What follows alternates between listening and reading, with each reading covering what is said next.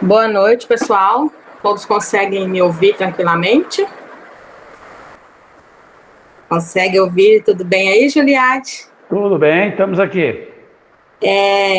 Juliette, antes da gente iniciar, eu vou só deixar alguns recadinhos aqui e aí eu já te passo a palavra, tá certo? Ok, obrigado. Bom, gente, boa noite. Mais uma vez, venho agradecer a todos vocês pela participação no nosso evento. Estamos aí na nossa sétima, salvo engano, sétima palestra do nosso evento e tivemos bons resultados, graças a Deus. Todas as palestras foram muito proveitosas, o pessoal está gostando bastante e hoje não será diferente. Bom, antes da gente começar, o pessoal da equipe de apoio do nosso grupo, eles estão aí de olho no chat, eles vão deixar um formulário para vocês preencherem em relação à presença, para poder depois a gente conseguir gerar os certificados. Então, eles vão aí no decorrer da palestra, 2, 3 vezes eles vão colocar lá o formulário e vocês podem fazer o preenchimento desse formulário. Mais um aviso, a nossa próxima palestra do nosso evento, a palestra do dia 26 de agosto, a gente vai ter aí como palestrante a pesquisadora Andréia. A pesquisadora Andréia, como vocês sabem, ela vai estar falando para a gente um pouquinho sobre, mais voltado na parte de entomologia, e ela vai estar falando para a gente da Espanha. E a gente tem uma diferença de fuso horário, né, da Espanha para o Brasil. Então, se a gente fosse colocar a palestra dela às 18 horas, ia ficar inviável para ela. E ela também tem criança pequena, então não ia ter condições. Então, a palestra dela será às 14 horas do dia 26. Então, às 14 horas para nós aqui, horário do Brasil, tá certo? Então, a gente espera vocês no dia 26. Bom, dando início, então, aos nossos trabalhos do dia de hoje, o Fernando César Giuliatti, então conhecido como Giuliatti, ele é professor e pesquisador. Eu vou fazer um breve históricozinho aqui do Giuliatti, só para vocês conhecerem melhor. Se eu fosse falar, né, de toda a biografia do Giuliatti, a gente ficaria o tempo todo da palestra, mas só para vocês conhecerem melhor. O Giuliatti, ele é natural de Ribeirão Vermelho, então por ali, por perto, ele ficou. Foi aí que ele fez, então, engenharia agronômica na antiga ESAL, hoje conhecida como Universidade Federal de Lavras. O Giuliatti, ele tem mestrado em fitopatologia pela Universidade Federal de Viçosa, doutorado em melhoramento de plantas pela Universidade Federal de Lavras, e atualmente o Giuliatti, ele está aí à frente da coordenação, né, do curso de agronomia na UFO, né, na Universidade Federal de Uberlândia, onde ele também ministra aulas na área de fitopatologia. Foi na UFO, então, que eu tive o prazer de conhecer o Giuliatti, passei 2 anos lá na UFO, e para mim foi muito bom conhecer o Giuliatti. Já conhecia de artigos científicos, de palestras, entre outros, mas pessoalmente eu conheci o Giuliatti em 2013 e tive o prazer, então, de estar encontrando com ele aí em bancas de concurso, em eventos da área. E hoje eu tenho o prazer do Giuliatti estar aqui, então, no nosso evento, falando para a gente. Giuliatti, eu agradeço mais uma vez a sua participação, a sua colaboração com a gente aqui no nosso evento. E eu tenho certeza que a palestra será muito proveitosa e que todos têm muito a somar com a sua experiência. Giuliatti, ele é bastante experiente aí nessa área principalmente, né, Giuliatti, da soja, então aproveite ao máximo. Você tem um tempo para ministrar a palestra, Giuliatti, e a gente deixa aberto o chat para o pessoal fazer as perguntas. Aí, assim que você encerrar, você me dá o ok, e aí eu retorno e vou falando as perguntas. Não precisa preocupar com as perguntas, que eu vou ficar anotando aqui. E, afinal, eu volto e vou lendo as perguntas para você ver o que você pode ou não responder para a gente. Então, eu vou desligar o meu microfone e a minha câmera para te deixar à vontade, e a partir de agora, a palavra, então, é com você. Mais uma vez, muito obrigada.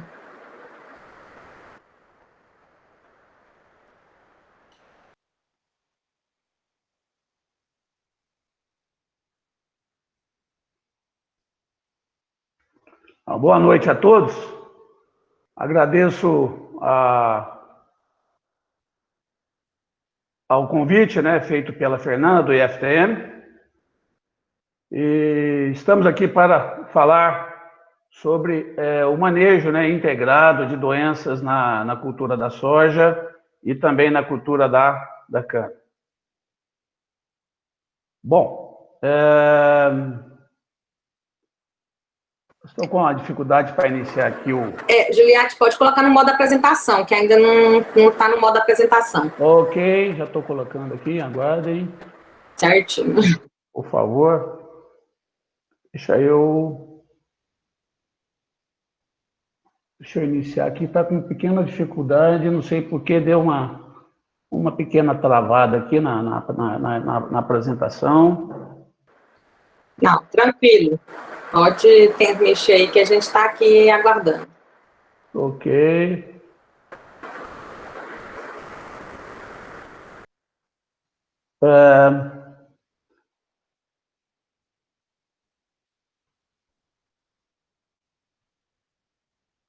Ok, deixa eu ver para compartilhar aqui.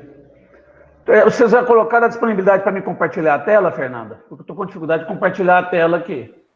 Tá, sim. Ok. Duda, Maria Eduarda, você já vai. retirou? Agora vai, ok. Ah, tá certo, então. Tá, ok. Obrigado. Então, desculpe esse pequeno atropelo. Probleminhas técnicos. Agradeço a todos aí a presença. A Fernanda já colocou a nossa apresentação para vocês. E, logicamente, ela falou que eu trabalho muito com soja. Realmente, eu trabalho muito com soja, mas nos últimos 4 anos estamos trabalhando com cana em função da demanda do setor produtivo. Hoje, o Triângulo Mineiro é referência no controle de doenças de cana, no manejo. Talvez seja as maiores produtividades hoje de cana no Brasil estão acontecendo no Triângulo Mineiro. E, logicamente, aquela visão do melhorista, que cana se resolve só com genética, não é a máxima que a gente deve observar hoje no manejo também de doenças de cana. Então, vamos tentar abordar os 2 temas em 50 minutos. Espero, né, atender aí com clareza o que foi solicitado. Nós temos, além de ser professor na UFO já há 40 anos, ou melhor, na UFO estou há 34, mais 6 anos no Paraná, são 40 anos de pesquisa em fitopatologia e também ensino. Mas, recentemente, eu tenho 2 filhos que são engenheiros agrônomos, praticamente doutores, também em fitopatologia. A família hoje tem duas unidades de pesquisa, uma em Uberlândia, com 60 hectares, próxima à Parada Bonita, até já recebemos visita do pessoal do IFTM, e temos também uma unidade de pesquisa no Mato Grosso, no município de Querência, na região norte, clima equatorial, a transição para Cerrado, e aqui no Cerrado, Uberlândia é tida como a cidade do Portal do Cerrado. Então, nós vamos falar sobre manejo inteligente de doenças na cultura da soja e da cana, como manejar corretamente as doenças. Nós sabemos que, com a questão da Covid-19, achávamos que teria um impacto no nosso negócio, no negócio brasileiro, mas o agro não parou e, logicamente, as atividades acadêmicas foram suspensas temporariamente, estamos retomando a atividade remota, mas os chineses são os nossos maiores compradores dos produtos brasileiros, entre eles a soja, mas também trouxeram, né, infelizmente, veio da China essa pandemia da Covid-19. Publicamos um artigo recente, juntamente com alguns colegas da Europa e da Arábia, sobre esse impacto dessa doença no agro e também na produção de alimentos seguros e alimentos de qualidade. Nós sabemos que não impactou em nada, esses gráficos aí do setor econômico hoje, brasileiro, dos principais indexadores de dados, nos mostram que todas as principais culturas no Brasil, entre elas a soja, o milho, tiveram um crescimento, mesmo com a pandemia que nos atingiu no início de dezembro, janeiro, quando a safra estava em curso. Então, falando de doenças de plantas, nós vamos nos ater o passado, o presente e o futuro. Como as doenças evoluíram nas últimas safras, o que aprendemos, qual é o dano de cada uma, seu ciclo básico, para entender um pouco do manejo, como controlá-las, como andam os fungicidas, que ainda é a principal ferramenta, e algumas questões de agricultura 4.0, envolvendo drones, a parte de manejo remoto e índice de área foliar. O passado da soja brasileira, vamos começar com a soja, começou praticamente, eu diria, o dividendo. O marco foi em 1988 com o nematóide cisto, que hoje já praticamente é um assunto resolvido. Já o manejo, a soja é uma única hospedeira. Depois veio o cancro da haste, que dizimou as cultivares de soja em 89. Depois veio a ressurgência da ferrugem da soja em 2002. E hoje temos também uma doença limitante, que é o mofo branco, nas regiões mais frias, solos mais úmidos, nas regiões mais altas do país que se cultiva soja. Mas, logicamente, doenças em soja, são mais de 60 doenças. Nós temos doenças desde a fase de semente até a fase de maturação da cultura. Logicamente, algumas são mais importantes na fase inicial e outras na fase final, mas esse manejo, ele não só no planejamento da área, da escolha da semente, no planejamento da lavoura, nas regras de manejo da fertilidade, mas é muito importante estarmos atentos aos patossistemas e os momentos que eles ocorrem na cultura. Por exemplo, recentemente nós tivemos aí o problema da mancha parda, uma doença negligenciada pelo fitopatologista. Nos últimos 3 anos, últimas 3 safras, foi a principal doença em Minas e São Paulo, impactando diretamente na produção, e é um patossistema necrotrófico que começa nas primeiras folhas, nas folhas iniciais, na folha chamada V1. E, logicamente, não é um problema que foi devidamente pesquisado, falta muita informação, mas tem sido a principal doença, principalmente no Triângulo Mineiro e também no sudoeste goiano, eu diria, e também em São Paulo. Fizemos um estudo de 3 anos em diferentes cultivares e foi estabelecida a relação de dano. O que é dano? Percentual de área foliar atingida. E perda. Perda é o que o produtor deixa de colher ou que ele perde em reais por hectare. Então, é uma doença que impacta. Tem o dano e impacta na perda, na redução da produtividade de soja, conforme mostra essa equação de regressão. E, logicamente, se nós atentarmos para os principais patossistemas de soja, mancha-alvo, que é a corinéspora, muito comum nas regiões mais quentes, acima de Tocantins, Mato Grosso e talvez parte de Goiás. Temos também a ferrugem, né? Mas ela impactou menos nos últimos anos. Essas correlações negativas quer dizer o seguinte: quanto maior o valor negativo, maior o impacto na redução do rendimento, maior dano, maior perda. Aí temos aqui a mela, que é uma rhizoctônia foliar, que ocorre muito no Mato Grosso, impacta menos. A ferrugem impactou menos nos últimos anos. A antracnose é uma doença que sempre é cíclica no sistema de soja, desde a semente até a colheita, mas também tem impactado menos nos últimos anos. O míldio também é uma doença que tem atingido algumas cultivares, tem causado algum dano, mas bem menor, bem menos expressivo do que mancha-alvo e septória. Muito bem. Então, o que o passado nos apontou? O passado nos apontou, são 60 patossistemas de soja, dos quais 10 a 20 ocorrem anualmente aí na cultura, causando danos e perdas. Logicamente, de acordo com a região do país, com a macro-região onde se planta soja, onde se cultiva a soja, ora se destaca uma doença, ora se destaca outra. Mas é importante mencionar, hoje, 28% das áreas de soja no Brasil, mais ou menos 10 milhões de hectares, segundo dados dos colegas da rede que a Embrapa coordena, esses 10 milhões de hectares nós temos hoje o esclerocina e esclerociolo no solo. E, logicamente, se analisarmos o passado, em 97 nós já tínhamos soja muito doente no campo, com produtividade média 30, 40 sacos.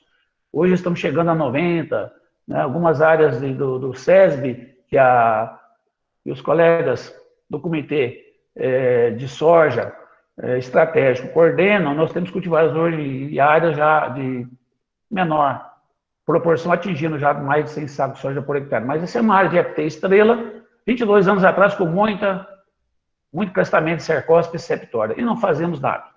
Apenas não usávamos nenhuma prática de manejo químico, né, naquela época, por isso que as produtividades brasileiras eram baixas.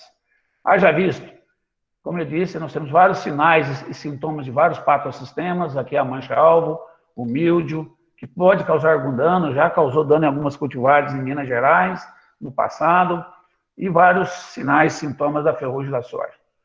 Aqui o oídio, que pode pegar até a haste de soja, o crestamento de cercóspora, por aqui, Agora sabemos que temos também a Cercospora flagelaris, uma segunda espécie, a antracnose, que hoje nós temos duas também no Brasil, Coletótero dermatite truncata e Coletótero cliviae, e a mancha parda, que já comentei, que começa já em V1, já causando danos aí diversos nos cultivos de soja. E temos aqueles patossistemas que pegam toda a cultura, toda a planta, causam dano direto, causando dano em todas as partes da planta. É o caso da esclerocina, esclerociorum, o mofo branco e a mela ou rhizoctônia, que ocorre na região mais quente e úmida do país. Logicamente, considerando as macro-regiões de soja, os patossistemas vão ser diversificados, desde o sul do Brasil, que tenha sido assolado por oídio, mofo, considerando Rio Grande do Sul e Paraná, e ferrugem, Minas Gerais e São Paulo, Mato Grosso do Sul, mais septória e mofo, ao norte do Brasil, mais antracnose e crestamento cercóspora, considerando aqui Pará, também o estado do Tocantins e parte do Maranhão e o Mato Grosso, com seus quase 12 milhões de hectares. E a antracnose, que também persiste nesse ambiente onde nós temos as macro-regiões mais quentes e chuvosas do país. Chama atenção para o cancro da haste, é uma doença ressurgente, surgiu há 2 safras, muito em Minas e sudoeste de Goiás, em pivôs centrais, principalmente, causando aí danos em várias cultivares, com perdas de até 30 a 40 sacos de soja por hectare. Nós chamamos o detentor de alguns materiais, que é a GDM, através do seu pessoal do melhoramento e da fitossanidade, para entender esse problema e entender o que está acontecendo. Deve ser uma nova espécie ou uma raça do Diaporta e Phaseolorum meridionalis ou uma nova espécie. Ainda faltam alguns estudos, mas esse isolado é muito mais agressivo do que os isolados são utilizados na fenotipagem de genótipo de soja. O marco em soja também, para a gente entender esse passado e o presente, foi o trabalho feito pelos colegas em 2002, colega do Rio Grande do Sul, a colega Costa Milan e o colega Tadashi, e mostraram, até então não se usava fungicidas para controle de doenças, apenas para melhorar a qualidade de semente. Na época era usado um triazol de estabilina, recém-lançado pela BASF, e mostrou-se que na BR-154 a redução do rendimento chegava a 1.500 kg por hectare. Esse foi o marco. Nós tínhamos um patossistema diferenciado no Brasil, que era a Phacopsa pachyrides, que precisava de maior intensificação dos estudos. Mas é importante mencionar, o primeiro relato de ferrugem da soja no Brasil não foi em 2002, foi em 79, pelo Dr. Deslandes, lá na EPAMIG, em Lavras, trabalhando com o feijoeiro trepador. Juntamente nessa foto, temos também o falecido Dr. Browning, que era um colega do SDA e parceiro do Dr. Deslandes nas pesquisas com ferrugem da soja. O colega Tadashi, até na época, virou estagiário do Dr. Deslandes para aprender um pouco sobre a ferrugem da soja. Então, o erro na literatura é gritante. Não se fala de ferrugem da soja a partir de 2002, mas o relato correto é 79, quando o Dr. Deslandes publicou esse trabalho na fitopatologia brasileira da época.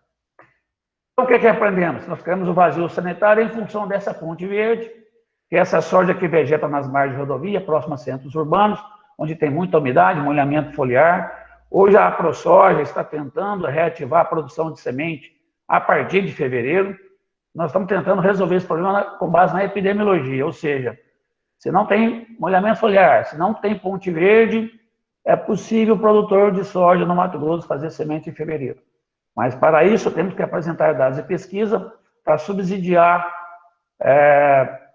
esse avanço.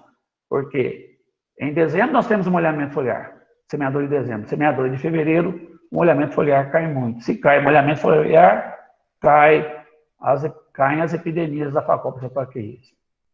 Chamamos atenção na última safra e na anterior para esse problema das manchas, que evoluíram muito, em função do que aconteceu em Minas Gerais, com septória, já comentado, e nós entendemos que hoje o manejo de doenças de soja, desde nematóides até doenças da parte aérea, passando pelas podridões radiculares, como fitófila no Rio Grande do Sul, e passando também pelo cancro que está ressurgindo, é uma mescla de manejo da condição do solo, da escolha da cultivar, tentar acertar mais a previsão climática para posicionar a fungicida, e, logicamente, um patógeno pode ser importante hoje, mas amanhã, com certeza, não será. E, logicamente, dentro desse aspecto envolvendo o triângulo de doenças, envolvendo ambiente, hospedeiro e patógeno, as estações automáticas nos ajudam muito a monitorar o clima, macroclima, microclima dentro da lavoura. Nós, como engenheiros agrônomos, fitopatologistas, não podemos abrir mão do monitoramento feito a nível de propriedade. Essa é a principal ferramenta para o manejo correto de doenças, ano após ano, na propriedade, numa região, no país.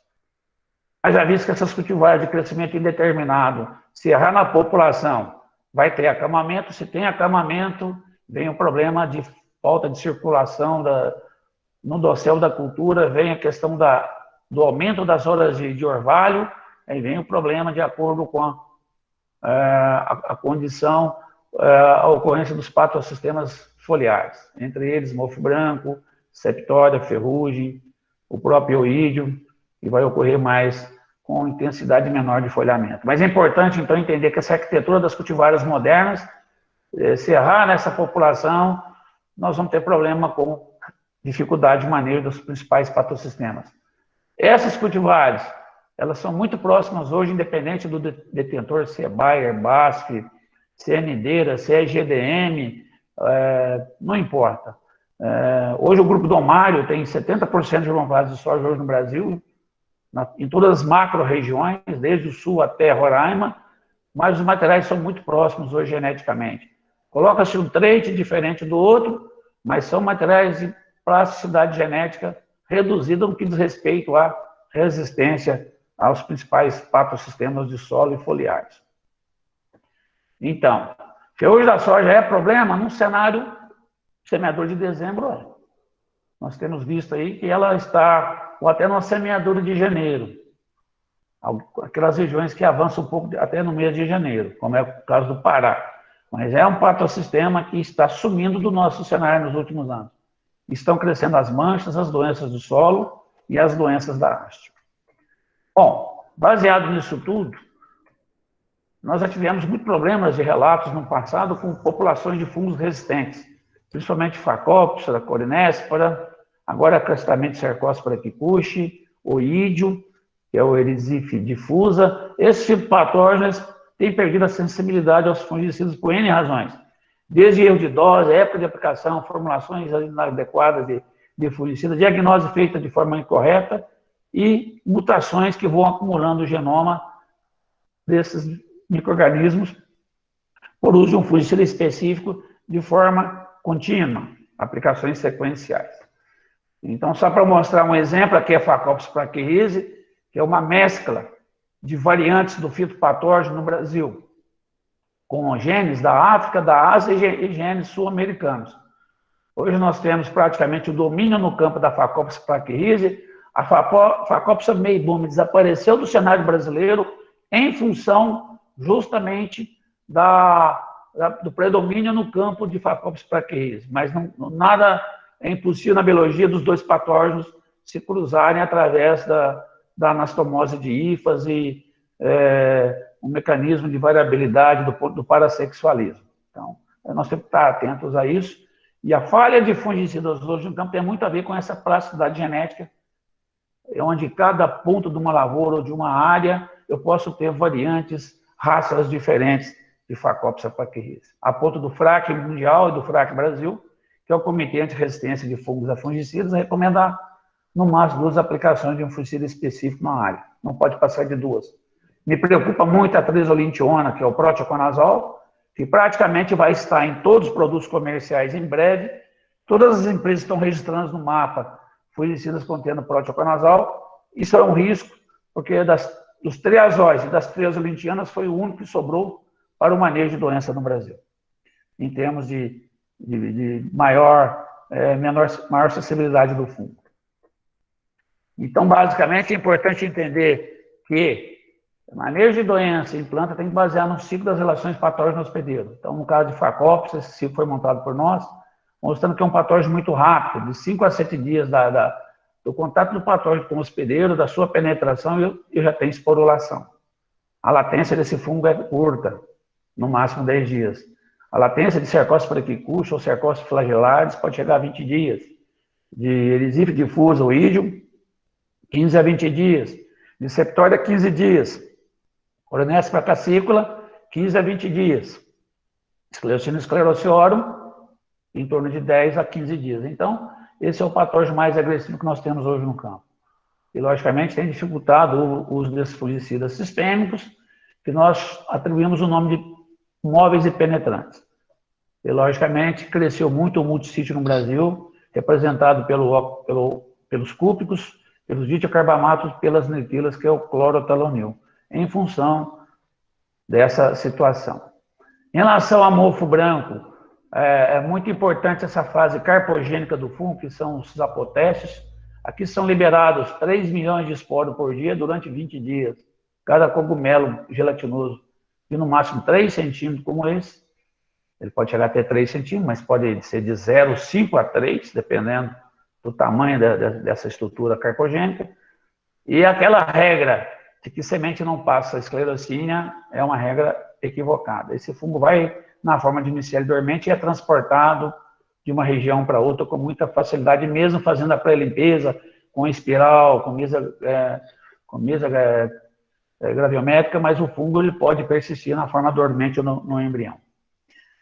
E isso tem feito que nas altitudes, nas regiões com umidade, no solo, próxima à capacidade de campo e temperaturas abaixo de 20 graus, o mofo tem persistido quando se faz o manejo via controle biológico associado à química e manejo cultural, colocando braquiária no sistema para fazer palhada. Então, aí temos as 3 fases desse fungo, muito importantes hoje, para entender como é que funciona a epidemia no campo. Então, esse fitopatógeno, Sclerotinia sclerotiorum, é um fitopatógeno policíclico, não é monocíclico. É uma doença de juros compostos, como a ferrugem. Né? Aí mostrando essa capacidade de liberar esporos elevada demais no campo quando temos esses apotécios emergindo a partir dos escleróides no solo. E aí cresceu muito o controle biológico, várias empresas no Brasil cresceram com o controle biológico. Eu cito, por exemplo, o pessoal do Grupo Farroupilha, hoje Lellman, começaram com Trichoderma asperellum e cresceram muito, e outras empresas cresceram. Hoje o tricoderma é uma ferramenta importante no manejo de doenças do solo, não só esclerosina, macrofomina, fusarium, até alguns nematóides. É uma ferramenta importante quando se usa via semente, via suco, ou via palhada, ou via aplicação na fase vegetativa dos cultivos. Temos trabalhado com todas essas espécies desse fungo, juntamente com alguns bacilos que têm crescido muito no Brasil, e o controle deles é muito próximo, quando se faz com bastante competência, na fase correta, o controle pode chegar até 80%. E é importante, não só o biológico é importante hoje no Brasil, que são micro-organismos hiperparasitas, que atuam por antibiose. Temos também o químico, quero mostrar, né, uma combinação de uma cistoberulina específica para mofo e uma carboxamida para mofo. Essa carboxamida não atua em ferrugem. Esse fungicida ele é muito interessante do ponto de vista de uma companhia, porque ele, além de ser um dos que responde em maior produtividade, também é o que reduz também a reposição dos escleróides no solo de uma safra para a outra. É muito importante. Para onde iremos? Importante entender que muita diagnóstica é feita no campo. Por exemplo, a mancha chamada mancha zonada ou mancha de halo, por alguns aí, é um problema biótico, é genético. Mas aqui se desenvolve coletótico, se desenvolve também Cercospora praequicusta, se desenvolve também Corynespora cassícula. Então, nem sempre a mancha areolada é só de causa genética, ela pode ter associado a um fitopatógeno e levar a epidemia no campo. Outro aspecto importante na diagnóstica que muita gente erra no campo, latência de um fitopatógeno. Às vezes se confunde essa latência por não ter esporulação com um dano fisiológico, um dano de um fungicida, de um inseticida, mas aqui nós temos ferrugem incubada na sua fase de latência, e esse fungo, hoje ele foi modificado pelo uso sequencial de fungicida no Brasil. Desde 2002, fungicidas específicos, então é um fungo que tem uma latência maior, demora mais às vezes para esporular no campo. Já falamos do cenário de mancha, chamar a atenção para essa diagnose de Corynespora, que causa queda de pecíolo, lesão na nervura, confunde com coletótico. Aqui, às vezes, nós temos esporulação na lesão de Corynespora, de coletótico Levi. Então, nós temos uma sinergia no campo de 2 fungos necrotróficos. Tem que tomar cuidado também, porque soja no Mato Grosso depois vem algodão, se tiver polinéspora na soja vai comprometer o algodão. Por isso que no caso do algodão se fazem até 10 pulverizações quando tem mancha-alvo após a semeadura, após a colheita da soja, vem a semeadura do algodão logo em seguida. Nesse sistema, deve-se buscar uma outra cultura, porque existe um problema sério de comprometer o algodão com o número de pulverizações e o custo é muito elevado para o cotonicultor.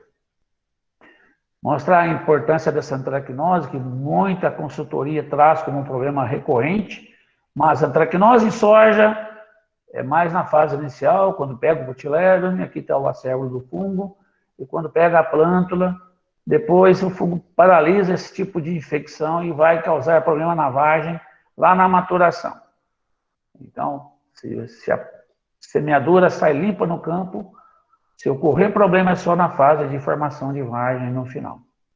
Aquele fato que eu falei para vocês, do problema da mancha-alvo associada ao Pletótilo clivari. Então, aqui nós temos um acérvulo em cima de uma lesão de corinéspora, é uma associação de 2 fitopatógenos necrotróficos. Importante entender isso aí. E para manejo de antracnose, hoje é o uso de potássio, de 20 até 100 kg K2O por hectare. Nós vamos crescer a produtividade de soja e reduzir a antracnose no campo com base nessas barrinhas alaranjadas. Isso aqui na fase de vagem. Em relação ao crescimento de cercóspora e custo, nós temos a tal da mancha púrpura, né, que é um problema hoje que está crescendo em função de 2 espécies de cercóspora. Para esse tipo de patossistema, o melhor ativo hoje é o clorotelonil, é uma nitrila, é um multissítio, é um fungicida que dá uma boa resposta no grupo de cercóspora, como acontece no amendoim. E carijó, o que é carijó e soja? São vários agentes etiológicos, desde esclerocínia, fitotoxicidade de fungicida, nematóide de galha, é um sintoma reflexo na planta. Então, tem que analisar muito o que está ocorrendo nas raízes, no caule, até cancro da haste causa esse tipo de sintoma. Tem que tomar cuidado na diagnóstica para não equivocar no manejo. Qual o melhor fungicida hoje em soja? Temos vários fungicidas. Começamos com os imidazóis na década de 80, depois, no ano 2000, os triazóis tubirulinas, carboxamidas ressurgindo agora a partir de 2010. A volta dos multissítios no Brasil, liderados pelo mancozeb, clorotelonil, oxalato de cobre, e até fosfitos e silicatos, que são importantes, mas não são fungicidas, né? Então, fosfito, silicato, eu chamo de milagrosos, para entender que eles não são, eles são indutores de resistência, podem ajudar no manejo, mas não foram feitos e desenvolvidos para resolver o problema fitopatológico. Chamar a atenção, com base em pesquisas aí de algumas fontes, né, de consulta aos especialistas da soja no Brasil, da fitopatologia, o maior problema hoje um fungicida é ele resolver o problema da ferrugem em 25%, o espectro de controle de manchas, septória, cercóspora, antracnose oídio e mancha-alvo. Um fungicida tem que atender esses requisitos para ser utilizado com segurança no campo. Efeito verde, flexibilidade, período de controle residual, formulação, são critérios de menor importância, considerando que aqui temos 70% de uma demanda de um bom fungicida no campo. E, logicamente, dá para pensar um pouco que algumas associações estão ocorrendo no campo, né, de forma sinérgica, é o caso do fluxo peroxide, que é uma carboxamida com óxido de cobre, que são muito importantes hoje no manejo do complexo de doenças de soja, assim como outras associações triplas de estrobilurina, triazol e mancozeb. Então, muito importante dizer que hoje, cada vez, nós temos que associar mais de um ativo para trazer sustentabilidade no controle de doenças de soja. Por que isso? Cada fungicida vai atuar num ponto vital do metabolismo do fungo. Os besimidazóis atuam na divisão celular, as estrobilulinas atuam na respiração, juntamente com as carboxamidas, em enzimas diferentes, ioxidase são as estrobilulinas, e a succino-desidrogenase é o caso das carboxamidas. São 2 enzimas que são inibidas pelo fungicida na respiração do fungo. Os triazóis, no complexo da formação do ergosterol, e temos agora as morfolinas, né, que estão sendo usadas, que atuam também no complexo do ergosterol, da formação de membranas fúngicas, mas num outro passo metabólico. Então, juntando esse arsenal mais os multissítios, que não são específicos, tem vários mecanismos de ação em vários sítios enzimáticos e fitopatógenos, nós temos hoje um manejo sustentável de fungicidas em soja, para atender todas as fases aí do manejo, desde a germinação até a fase de esporulação do patógeno. Logicamente, uma triazolidina vai atuar mais nessa fase, uma estrobilina vai atuar mais nessa fase, o multissítio vai atuar muito na inibição da germinação dos esporos. Muito bem. Os fungicidas caíram, a queda dos específicos ela foi inevitável pelo uso no Brasil, são 37 milhões de hectares de soja, com 3 a 4 aplicações em média por área. Isso é muito. Então, daí que cresceram os multissítios no Brasil, e nós entendemos que essas mutações que começaram a ser identificadas para estrobilulinas, depois para as carboxamidas, e também para os triazóis desde 2008, eram inexoráveis ou impossíveis de serem detidas pela complexidade do clima brasileiro e da produção de soja. O que aconteceu? O Ministério da Agricultura exige o controle acima de 80%. E hoje, alguns fungicidas foram retirados do mercado porque o controle não chega nem a 20%. Fungicida químico. Então, alguns se mantêm ainda no patamar de 80%, mas a queda praticamente foi de todos os produtos utilizados no mercado. Daí a necessidade de associar a esse conjunto aqui um multissítio para melhorar o manejo no campo. Então a limitação do fungicida é muito grande, mesmo ele sendo móvel e penetrante, a translocação é dentro da mesma folha, do mesmo folíolo, não passa de um folíolo para o outro. Isso limita muito o manejo no campo, porque a cada 3 dias nós temos lançamento nas cultivares determinadas de folíolos novos. Chamar a atenção, óleo é muito importante no campo, tomar cuidado com o óleo, que é o adjuvante da aplicação.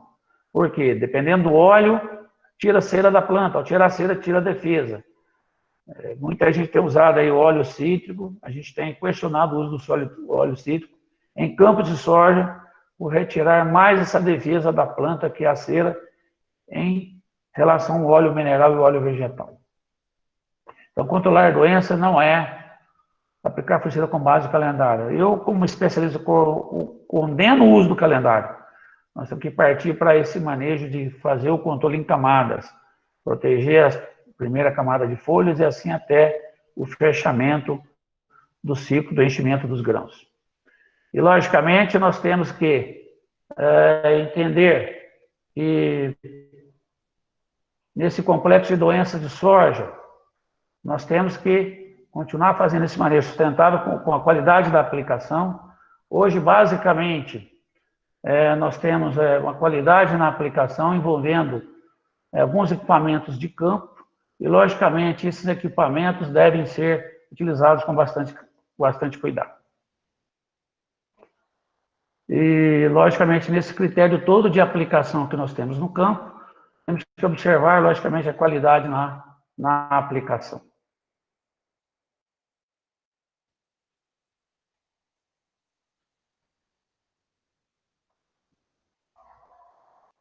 Eu tive um problema com a conexão, me desculpem.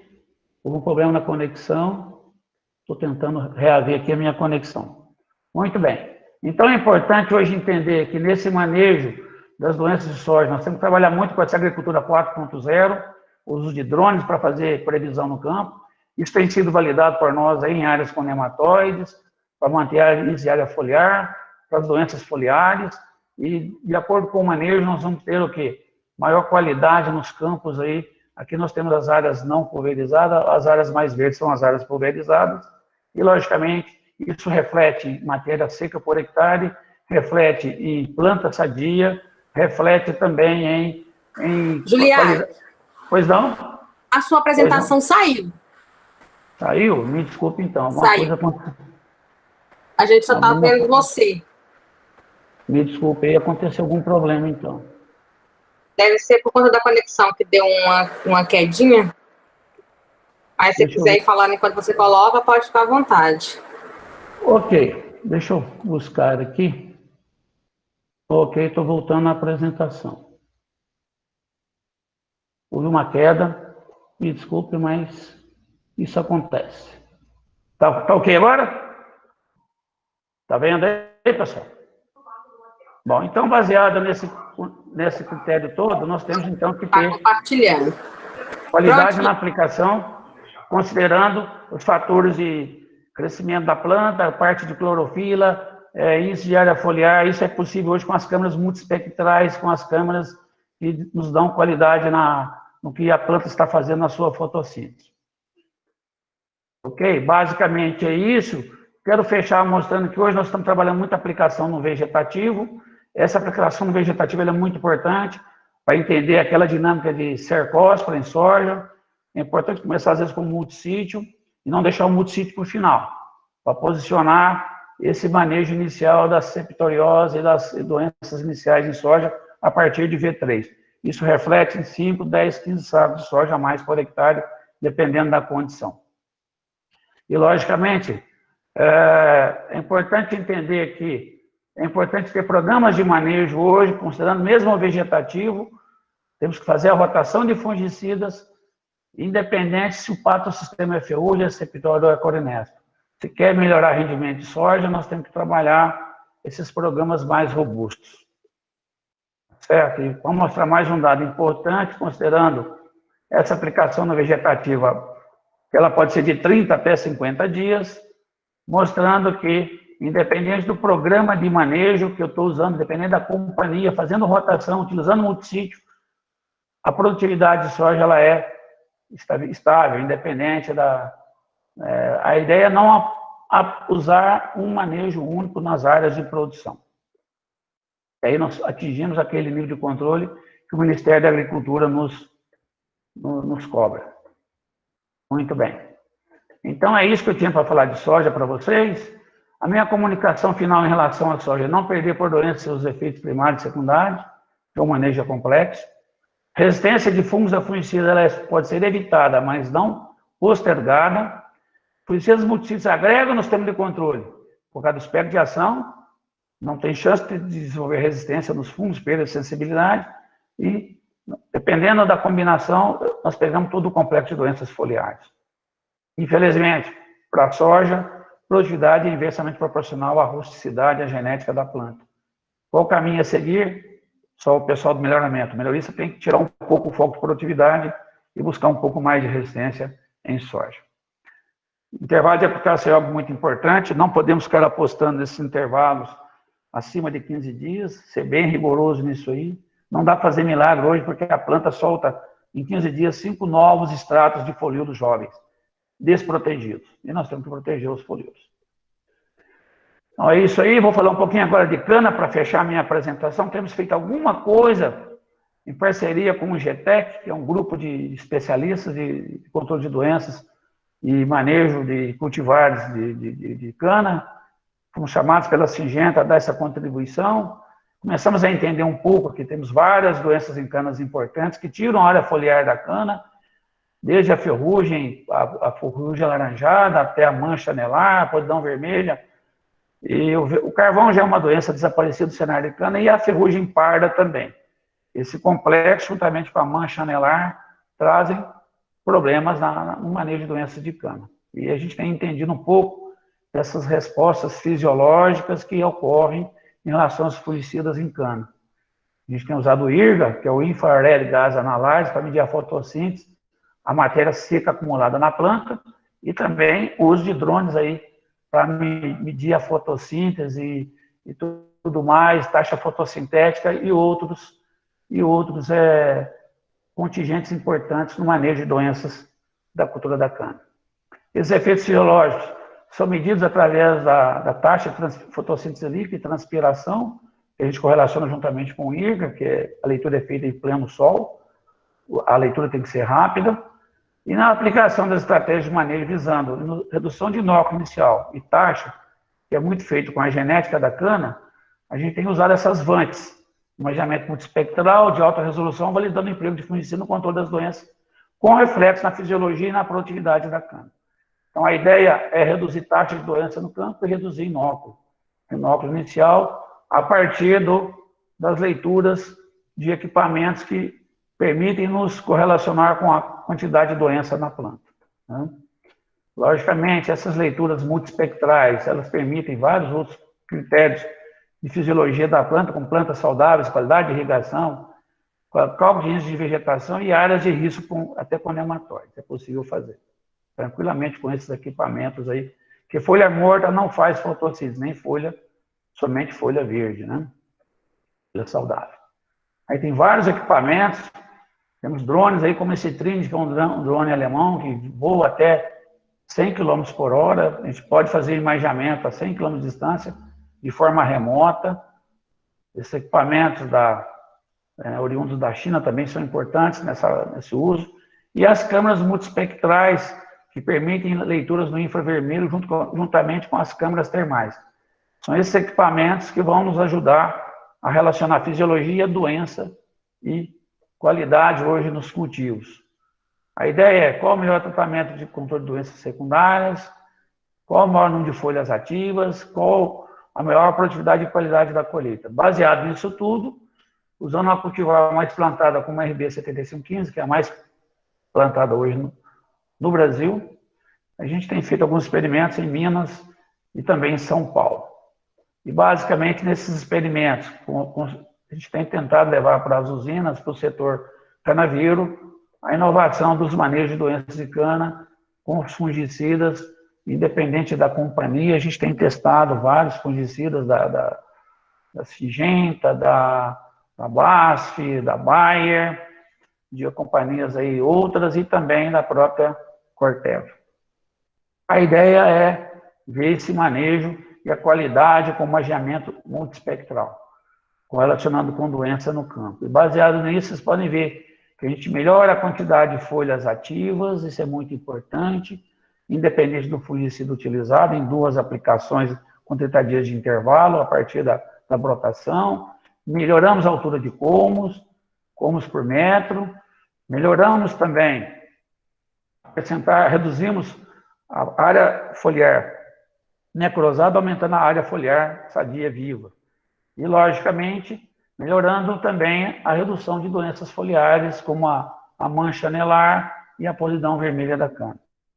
Isso reflete, logicamente, em produtividade, tonelada de cana por hectare. São dados aqui nossos de 2 anos, em dois cultivares, um deles é a RB 7515. Podemos chegar até, vocês terem uma ideia, de até 40 toneladas de cana por hectare. Tá?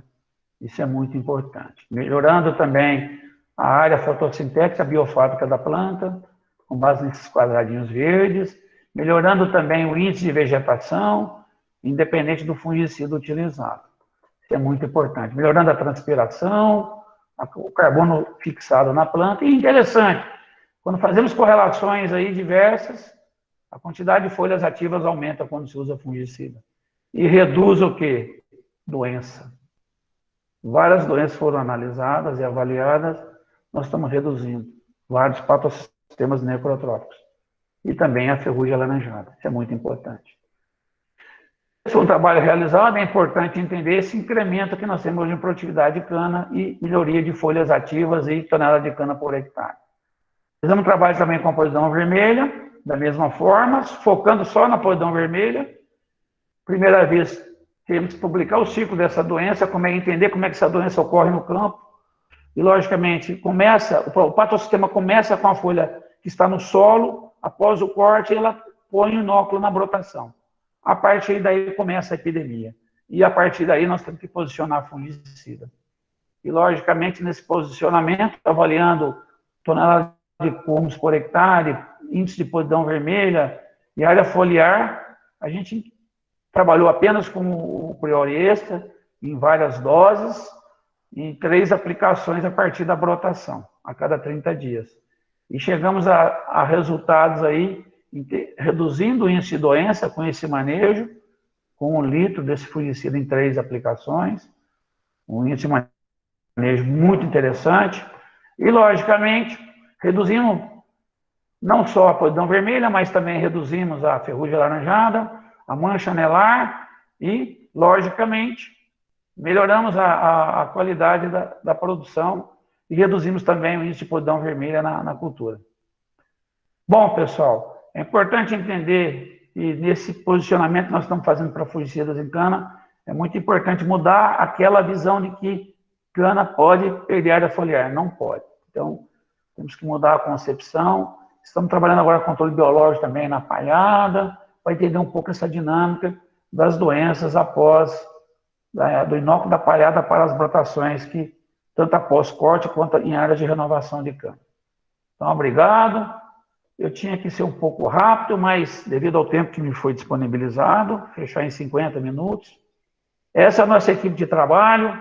Tem colegas americanos aí que nos ajudam muito nas imagens, nos softwares para validar esses projetos.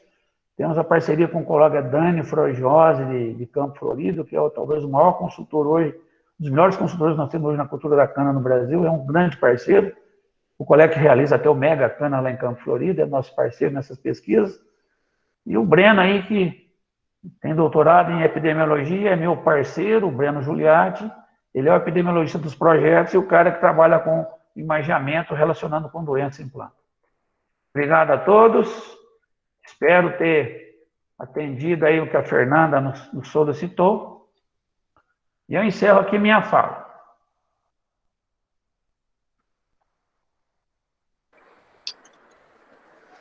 Deixa eu só ajustar aqui.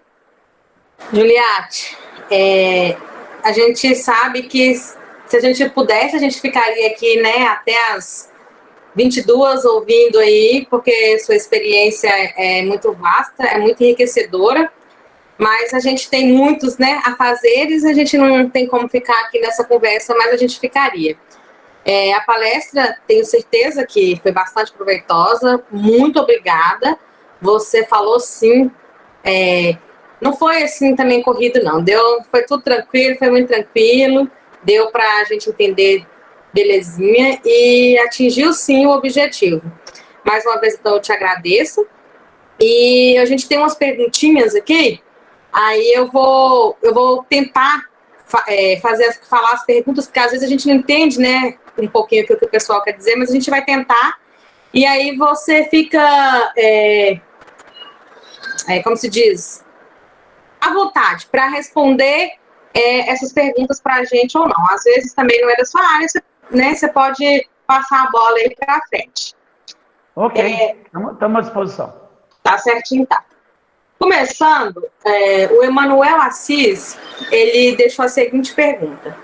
Professor, qual é a possibilidade de se encontrar resíduos de fungicida, assim como herbicidas e inseticidas nos grãos de soja? Ele deixou uma segunda perguntinha, eu vou fazer porque às vezes você vai também poder responder. Para a dessecação de soja com glifosato, qual é o momento mais seguro para a aplicação sem que haja resíduos nos grãos? E ele agradece desde já a sua resposta. Bom, vamos para a primeira pergunta, Fernanda. Posso respondê-la? Sim, por favor. Tá.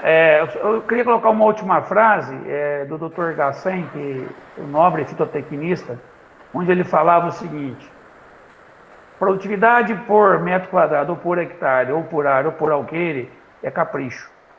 Então, falando em capricho, baseado nessas perguntas aí, fungicida hoje é uma molécula orgânica ou inorgânica.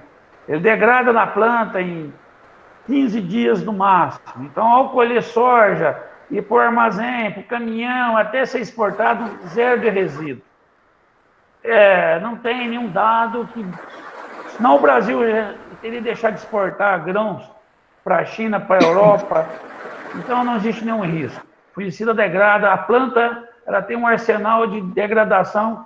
É por isso que o intervalo de aplicação não pode passar de 15 dias. Agora, quanto à dessecação, eu não entendi muita pergunta, mas eu creio que ele está querendo dizer a dessecação para fazer semeadura. Ou a dessecação, ou ele quer saber, na questão de colheita, aplicar um fungicida dessecante para fazer colheita. Eu não entendi muita pergunta, mas a preocupação que nós temos com o glifosato hoje não é lá no final, se for utilizado, que eu duvido muito que alguém use, é na semeadura. Porque o glifosato, ou o glifosato no vegetativo, por exemplo, ali nos 20, 30 dias, tem alguns sais de amônio, sal de potássio, que aumenta o pH da cauda. Aumentar o pH da cauda, cai a eficiência do fungicida, tem que tomar cuidado. Os fungicidas trabalham no pH entre 5 e 6. Então, é muito importante analisar esse critério, porque dependendo do sal de glifosato, cai a eficácia do fungicida. Esse é um ponto importante. É esse o cuidado que a gente tem que ter, tá? Ok, Fernando? Certinho. Espero que a gente tenha atendido, né, a expectativa dele. Continuando, Juliette, temos aqui uma pergunta do Abner. Como resolver esse problema de perda de eficiência dos defensivos no futuro? O professor acredita que existirão novas moléculas em um período curto, suficiente para compensar essa perda de eficiência? Ótima pergunta. Obrigado. Como é que chama o rapaz? Abner. Abner, obrigado pela pergunta.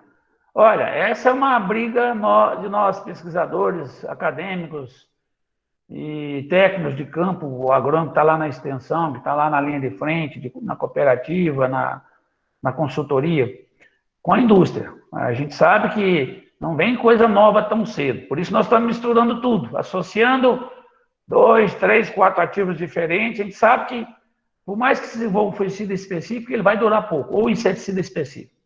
A especificidade leva à seleção dos indivíduos menos sensíveis no campo. A agricultura nossa é tropical. Nós fazemos safra em cima de safra e 2 até 3 safras por ano, quando você tem irrigação. Não é como nos Estados Unidos, que lá a neve, o inverno mata tudo. Praga lá começa a safra zero e doença zero. Aqui não. Então, nesse nosso sistema, a indústria química ela tem um desafio. Agora, o que eu entendo, vai crescer muito o biológico no Brasil.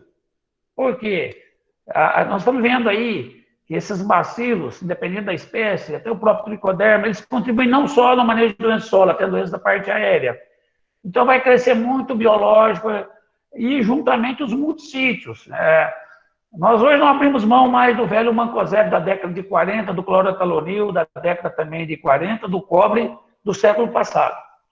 Na realidade, hoje, o manejo de doenças passa por esse conhecimento e, logicamente, buscar sustentabilidade, porque cada vez mais as plantas são desafiadas por doenças e pragas e o melhorista não consegue mais também resolver o problema com genética.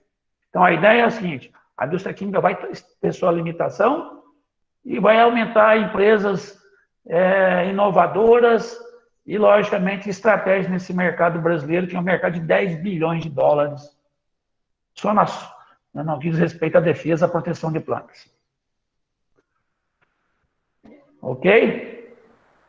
Juliette, se você quiser tirar sua apresentação, ok, que ainda está aparecendo para a gente, acho que fica isso. O pessoal está aqui pedindo, fica mais confortável ver o palestrante responder. Tá bom. Juliette, tem uma outra pergunta, eu vou passar na frente essa daqui, só porque vem de encontro ao que você acabou de falar. Ela está lá, né, tá lá atrás, mas eu vou aproveitar. A Maria Eduarda, ela pergunta, professor, como o senhor vê o controle biológico no futuro em doenças de plantas? E ela agradece já e parabeniza pela palestra. Então, passa na frente, que já vem de encontro no que você estava falando. Então, controle biológico, para ser sincero, eu acompanhei um pouco o crescimento de algumas empresas que foram compradas por empresas estrangeiras de biológico no Brasil, e acompanhei esse crescimento. O mercado hoje vai chegar a $1 bilhão só de biológico.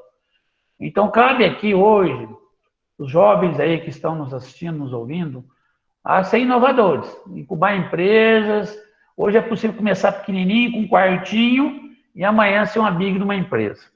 Deixar essa mão de vou buscar emprego no governo, via concurso, numa empresa privada.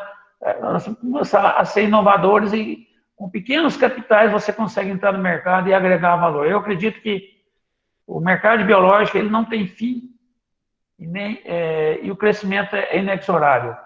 Falo isso porque tem N cepas que a gente encontra na natureza que tem potencial de controle biológico. Também extrato de plantas, óleos essenciais. Eu estou trabalhando com uma empresa aqui de Uberlândia, que é uma empresa que começou pequenininha na área de fertilidade do solo, com enxofre. Nós vamos desenvolver um enxofre líquido, já está sendo desenvolvido para proteção de planta, que vai ocupar um espaço dos multissítios. Ninguém fala de enxofre para controle de doença em planta. Não é aquele pó que se usa para o ídio. É um enxofre líquido, suspensão concentrada, para controle de ferrugem da soja. Já tenho dados disso. Já. O produto já vai entrar em registro no mapa e a empresa vai mudar o foco. Ela vai sair de fertilidade para proteção de planta, onde ela vai agregar valor. Onde eu estou querendo dizer, é muita coisa para a gente crescer no Brasil. Eu acho, eu tenho filhos que são pequenos empresários, eu estou colocando na cabeça deles. Temos que abrir uma empresinha de controle biológico, temos que abrir uma pequena indústria.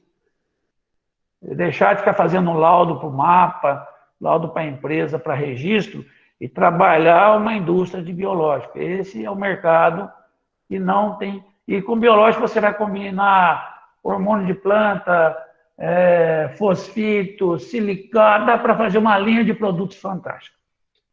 Bom, eu vejo isso, o futuro da proteção de plantas para fitopatógenos no Brasil, tanto na parte aérea quanto no solo. Certinho. Vamos, ó, pessoal, vocês aí, ó, os novos, vamos aproveitar essa oportunidade. Continuando, deixa eu seguir. A Viviane Roldan, Juliette, por gentileza, pode detalhar mais o uso do geoprocessamento para análise de ocorrência de doenças e pragas na soja? Como tem sido utilizado? Então, o que a gente faz? Primeiro tem que ter um equipamento que voa. Eu estou vendo que o Ernesto aí está linkado, o professor Ernesto do FTM de Uberlândia, ele é um dos caras que trabalha com geoprocessamento de imagens na fertilidade. Eu cheguei a conversar com o Ernesto quando fomos aos Estados Unidos visitar lá os colegas americanos, da Skyview, e falei, ó, Ernesto, nós vamos ter que ir para proteção de plantas. Na realidade, nós estamos validando, fazendo algoritmos. Agora, vamos trabalhar com o pessoal da informática para criar esses algoritmos via modelos da informática. Então, nós estamos apenas validando controle com fungicidas, com nematicidas, em soja e cana. Mas a ideia é partir para a parte de informática para validar toda essa modelagem. Logicamente, a base disso tudo é a câmera multiespectral. Porque você trabalha no infravermelho, você vê o dano do patógeno antes dele ocorrer na planta. Se a fisiologia da planta está alterada, ela está sendo... Então, a ideia é no futuro, fazer o alerta baseado nesses critérios, baseado no infravermelho, nas leituras das alterações fisiológicas na planta incitadas por fitopatógenos. Isso é um campo de pesquisa muito profundo, tem que ter muita gente envolvida, tem que ter pessoal bom na parte estatística, de modelagem, de imaginamento, da informática, o fitopatologista e etc. Tem que ser uma equipe multiprofissional. Mas a ideia do futuro é você, por exemplo, melhorista selecionar planta resistente no campo baseando em imagem. Mas tem que ter os algoritmos. Não só proteção, mas também seleção de genótipos. Tá certo? Essa é a ideia. É um projeto que nós estamos aqui em parceria com vários colegas de Uberlândia, de Brasília e também empresas privadas. É um projeto que está começando. Certinho. Continuando, o professor Flávio Caneco, companheiro nosso aqui da UFTM, boa noite, professor Juliette.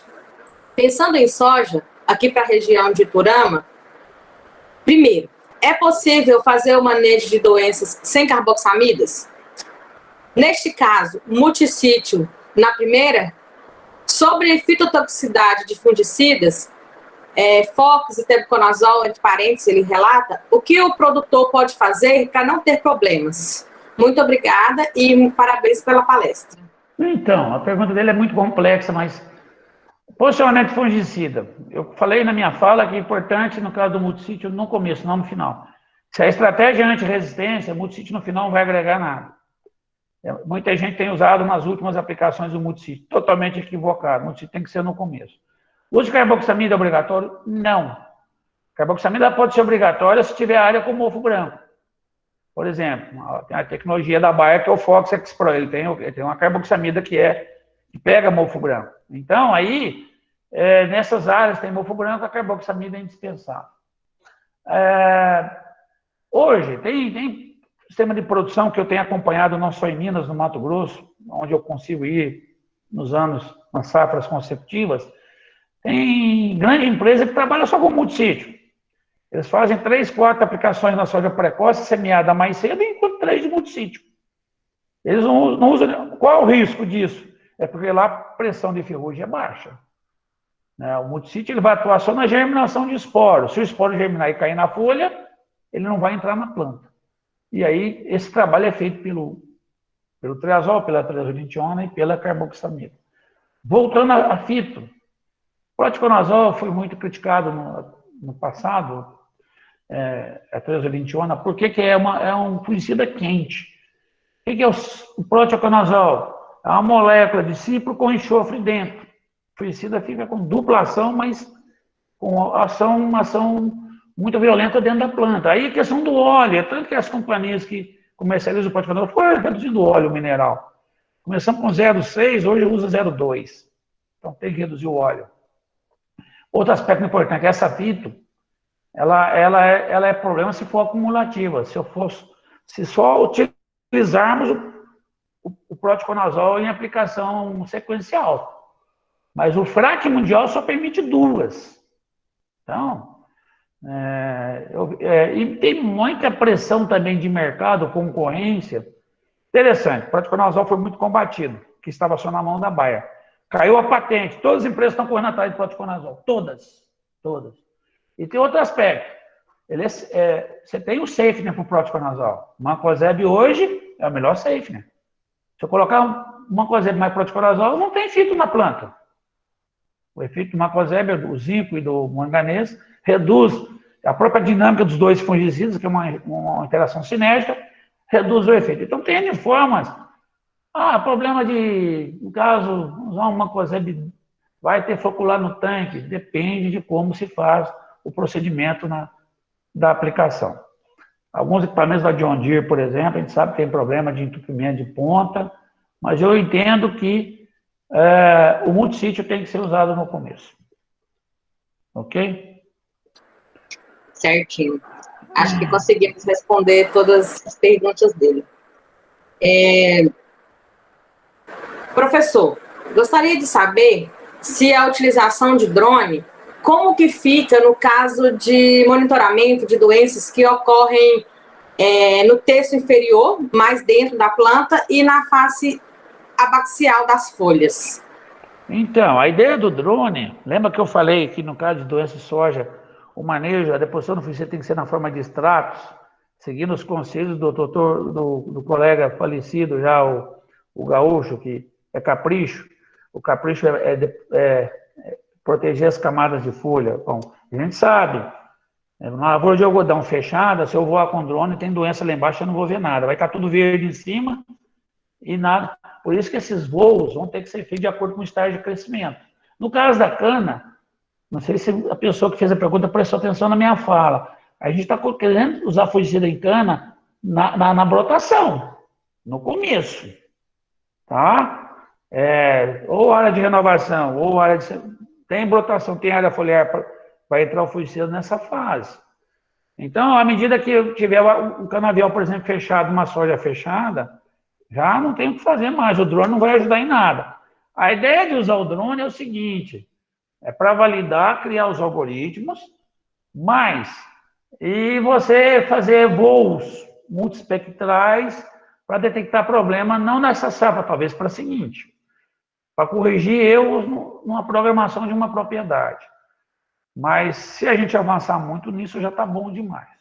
O pessoal de planta infestante já usa isso para fazer controle diferencial, faz o mapa, vem os drones de aplicação, controla onde tem mais planta infestante. A fitopatologia vai também trabalhar nessa linha, mas eu acredito fazendo voos aí sistemáticos de acordo com o estágio de crescimento da planta. É isso. Certinho. Juliette, mais uma vez eu gostaria de te agradecer. Eu não sei se você está tendo acesso ao chat, mas depois a gente tem...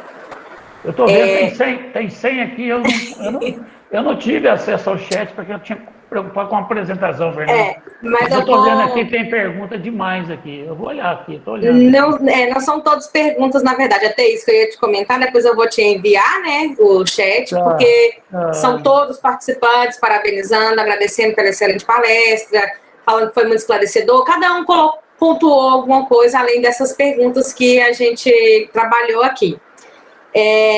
Então, eu, agora, em nome dos organizadores, né, desse evento, eu te agradeço mais uma vez pela sua participação. Temos alguns professores nossos aqui da UFTM prestigiando aqui nossa palestra, e muitos deles até, inclusive, pediram para depois, se a gente, né, quando acabar tudo isso, a gente fizer um evento, eu gostaria muito de contar com a sua presença física aqui com a gente, porque a gente, aqui na região, tá, né, como você sabe, a introdução da soja, e aqui é forte em cana, e muitos trabalham bastante aí, fervorosamente, né, com cana e soja, e aí a gente gostaria de uma oportunidade, a gente fazer, sei lá, um dia de campo, um ciclo de palestras presencial quando tudo isso acabar, e contar com a sua presença aqui. Já está assumido o compromisso, e nessa ida aí, se for cana, o foco, o Breno hoje, eu vou levar o Breno comigo, ele é epidemiologista, é doutorado e me acompanha nas pesquisas. O Breno já esteve aqui, né, com a gente. Mas vamos dois aí, mas se ele não puder ir, eu irei sozinho com o máximo prazer, pode contar comigo. Tá? Então, ótimo, é bom a gente já firmar esse nosso compromisso aqui. O pessoal assistiu a palestra do Breno, gostou bastante, tanto aqui como quando a gente foi lá, né, conhecer a Juliaga. E a gente está contando, então, aí que vai passar isso tudo logo, e a gente vai ter vários eventos ainda aí para contribuir mais ainda com o conhecimento aí dos nossos alunos. E a gente te agradece bastante. E se você quiser deixar uma mensagem final para a gente encerra, então, por aqui a nossa palestra de hoje. Tá bom. Então, a mensagem, realmente, essa pandemia nos pegou de surpresa, que era para ser uma quarentena na linguagem da fitopatologia, 40 dias, já estamos indo para o 6º mês, e dizem que essas pandemias do passado, algumas delas duraram 7 anos, tomara que a gente resolva esse problema em breve com essas vacinas que estão vindo. Mas a minha vida mudou muito, como coordenador de um curso de graduação aqui na UFO, uma experiência que eu não tinha no meu currículo. Antes da aposentadoria, eu me aventurei de virar coordenador de curso e fui pego pela pandemia. E aí agora vem essas áreas, atividades acadêmicas remotas emergenciais. E estou nelas também, na graduação e na pós como professor. É um desafio muito grande a gente tentar transmitir alguma mensagem de forma remota. E espero que tenha atendido a solicitação de vocês. Agradeço muito a atenção, o convite da colega Fernanda, pessoa que eu tenho muito apreço, a Fernanda, já desde quando ela foi nossa professora aqui na UFO. Eu fui membro da banca dela de concurso, né? E ela está tão próxima, ainda bem que ela está aí em Turama, que é próximo de nós. Mas espero, né, que Deus nos dê força e energia para a gente continuar se encontrando, se Deus quiser, presencialmente em breve. Obrigado a todos pela atenção. Boa noite. Boa noite. Muito obrigada, Juliette. Até mais. Tchau.